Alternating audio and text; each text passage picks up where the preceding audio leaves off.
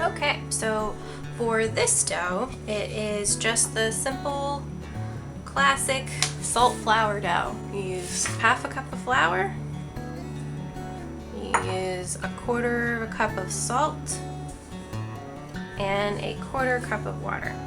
Now this makes a very small batch, but if you're planning on doing extra clay projects, you might want to double the recipe. But this is good for one small clay project. Now I'm just using my hands to press the dough together and squeezing it, trying to get in any dry clumps.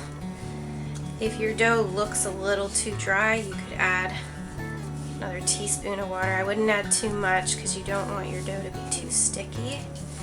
But before I do that, I'm going to keep kind of squishing and kneading it.